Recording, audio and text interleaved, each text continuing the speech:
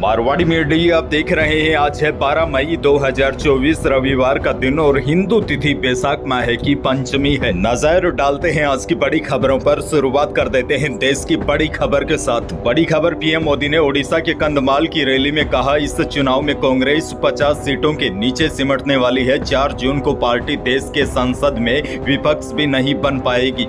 PM Modi बोले, मैं कांग्रेस को 2 टूक कहूंगा कि वो इस भरोसे में न रहे कि भारत का मुसलमान इधर से उधर नहीं जाएगा। लोगों ने एनडीए को 400 के पार पहुंचाने का मन बना लिया है। पीएम ने कहा, कांग्रेस कहती है संभल के चलो, पाकिस्तान के पास एटम बम है। पाकिस्तान की हालत ऐसी है कि उन्हें बम संभालना भी नहीं आता है। आगे बढ़ते हैं। देश की एक और बड़ी खबर, 39 दिनों के बाद अरविंद केजरीवाल तिहाड़ जेल से जमानत पर बाहर आ गए हैं। जेल से बाहर आने के बाद दिल्ली के सीएम अरविंद केजरीवाल ने पार्टी ऑफिस में पहला चुनावी भाषण दिया। केजरीवाल बोले, पीएम मोदी अगले साल 17 सितंबर को 75 साल के हो जाएंगे। क्या भाजपा उन्हें लाल कृष्ण आडवाणी की तरह रिटायर करेगी? अगर भाजपा यह चुनाव जीतती है तो मोदी क्या अमित शाह को प्रधानमंत्री बनाएंगे? इस प्रकार केजरीवाल जेल से बाहर आते ही बीजेपी पर तीखा प्रहार किया। आपको बता दूं, 2 जून को केजरीवाल को वापस तिहाड़ जेल जाना होगा। लोकसभा चुनाव के चलते उनको 1 जून तक जमानत मिली है। आगे बढ़ते हैं। आपके लिए एक और बड़ी और बेहद काम की खबर, कई बैंकों ने अपने एफडी ब्याज दरों में बढ़ोतरी की है। अगर आप 2 साल के लिए आईडीबीआई में एफडी करवाते हैं तो आपको 6.80% ब्याज मिलेगा। एसबीआई में 7% ब्याज मिलेगा। एचडीएफसी बैंक में 7% ब्याज मिलेगा। यानी कि 2 साल के लिए ज्यादातर बैंक आपको एफडी पर 7% के आसपास ब्याज दे रहे हैं। लेकिन आपको आपके फायदे की बात बताऊं तो आप इससे भी कई ज्यादा ब्याज कमा सकते हैं। और यह सरकारी स्कीम है, इसका नाम है महिला सम्मान सेविंग्स सर्टिफिकेट योजना। इसमें महिलाएं और लड़कियां निवेश कर सकती है। ब्याज की बात करूं तो आपको 2 सालों में एफडी से ज्यादा ब्याज मिलेगा। जैसे आप 2 सालों में 50,000 रुपए जमा करवाते हैं तो 2 साल बाद आपको 58,000 रुपए मिलेंगे। और अगर आप 2 सालों में 1 लाख रुपए जमा करवा देते हैं तो 2 साल में आपके 1,16,000 रुपए हो जाएंगे। और 2 लाख रुपए आप 2 सालों में जमा करवाते हैं तो 2 सालों में 32,000 रुपए आपको अधिक मिलेंगे। इस योजना के तहत महिलाएं किसी भी डाकघर और अधिकृत बैंकों में MSSC खाता खोल सकते हैं। बहरहाल आगे बढ़ते हैं। राजस्थान से बड़ी खबर, शिक्षा मंत्री मदन दिलावर ने कहा है, रीट बंद नहीं होगी, भर्ती परीक्षा को और आसान बनाएंगे। शिक्षक भर्ती प्रक्रिया को और अधिक सरल और पारदर्शी बनाने तथा युवाओं को अधिक रोजगार के अवसर उपलब्ध करवाने के तरीकों पर विचार करने के लिए अधिकारियों को कहा गया है। उन्होंने कहा कि इसका मतलब यह नहीं है कि सरकार ने रीट बंद करने का फैसला ले लिया है, बल्कि हम भर्ती परीक्षा को और आसान बनाएंगे। आगे बढ़ते हैं। राजस्थान से एक और बड़ी खबर, पंडित धीरेन्द्र शास्त्री अभी राजस्थान में है। उन्होंने यहाँ पर बड़ा बयान दिया है। उन्होंने कहा है कि भारत को हिंदू राष्ट्र बनाना ही है और यह बनकर रहेगा। उन्होंने कहा, 125 से ज्यादा बार भारत के संविधान में संशोधन हो चुका है। भारत को हिंदू राष्ट्र घोषित करने के लिए एक बार और सही। ये बात शुक्रवार को पंडित धीरेन्द्र शास्त्री ने सांचौर में मीडिया कर्मियों से बातचीत के दौरान कही। आपको बता दूं, धीरेन्द्र शास्त्री इन दिनों सांचौर में हनुमंत कथा करने पहुंचे हैं। 5 दिवसीय हनुमंत कथा के दौरान वह दिव्य दरबार भी लगाएंगे। आगे बढ़ जाते हैं। जयपुर से बड़ी खबर, रिश्वत लेकर फर्जी ऑर्गन ट्रांसप्लांट की एनओसी जारी करने के मामले में पुलिस ने फोर्टिस हॉस्पिटल के 2 डॉक्टर संदीप गुप्ता और जितेंद्र गोस्वामी को गिरफ्तार किया है। दोनों ही सर्जन है। दरअसल शुक्रवार को फोर्टिस हॉस्पिटल के नर्सिंग स्टाफ भानु लववंशी उर्फ भानु प्रताप की गिरफ्तारी के बाद पुलिस को डॉक्टरों के बारे में कई जानकारी मिली। आपको बता दूं, डॉक्टर जितेंद्र गोस्वामी फोर्टिस से पहले मणिपाल हॉस्पिटल में काम करता था।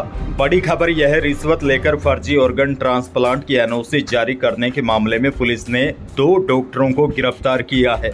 आगे बढ़ते हैं। बड़ी खबर देखिए, नागौर जिले में भी डॉक्टरों की बड़ी लापरवाही सामने आई है। नागौर के JLN जिला अस्पताल में गर्भवती महिला की मौत हो गई। साथ ही में प्रसूता के पेट में मासूम की भी मौत हो गई। मामले में परिजनों ने लापरवाही का आरोप लगाया, शव लेने से इनकार कर दिया। परिवार वालों ने जबरदस्त तरीके से विरोध किया, तब जाकर लापरवाही बरतने पर रेजिडेंट डॉक्टर अंकित को एपीओ किया। स्त्री रोग चिकित्सक डॉक्टर शैलेंद्र लोमरोड को भी निलंबित किया।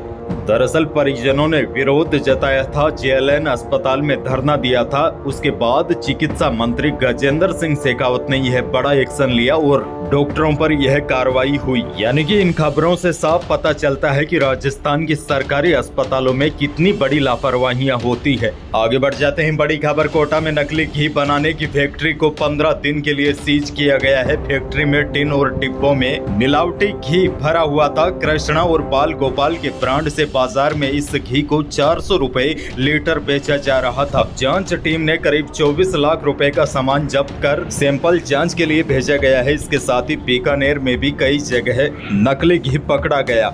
आगे बढ़ जाते हैं, बड़ी खबर। प्रदेश में विधानसभा चुनाव के बाद सरकार बदलते ही कांग्रेस सरकार के राज में शुरू की गई अन्नपूर्णा फूड पैकेट योजना पिछले करीब 5 महीनों से ब्रेक लगा हुआ है। खाद्य सुरक्षा सूची में शामिल परिवारों को अगस्त 2023 में इस योजना में फूड पैकेट वितरण शुरू हुआ था, जो नवंबर के बाद अब तक बंद है।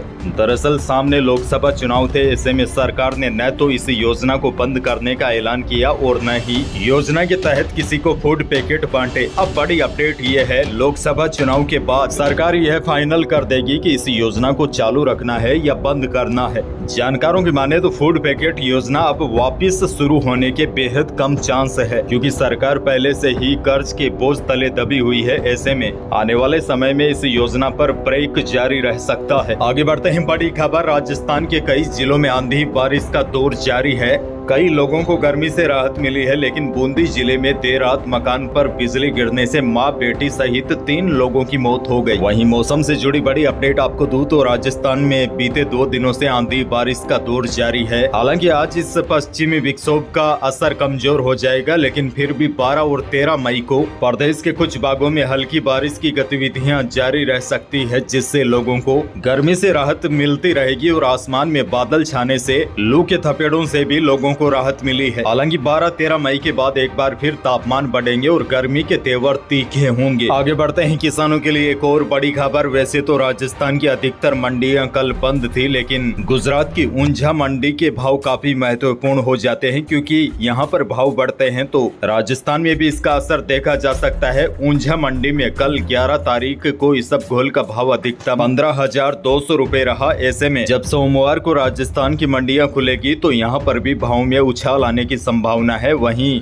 कोटा की मंडी में सरसों का भाव रहा 4500 से 5101 रुपए अधिकतम और कोटा की मंडी में देसी चना बिका अधिकतम 6200 रुपए। वहीं पश्चिमी राजस्थान की बीकानेर मंडी की बात करें तो यहाँ इसबगोल अधिकतम बिकी 15,475 रुपए और सरसों बिकी अधिकतम 5271 रुपए और पीली सरसों के भाव रहे 6891 रुपए। बीकानेर की मंडी में जीरे का भाव रहा अधिकतम 27,500 रुपए। तो यही थी प्रदेश और देश की आज की कुछ बड़ी और महत्वपूर्ण खबरें। वीडियो को लाइक करना बिल्कुल न भूलिए और चैनल पर नए हैं तो सब्सक्राइब जरूर कीजिए, ताकि आप अपडेट रहे बड़ी और काम की खबरों से। धन्यवाद।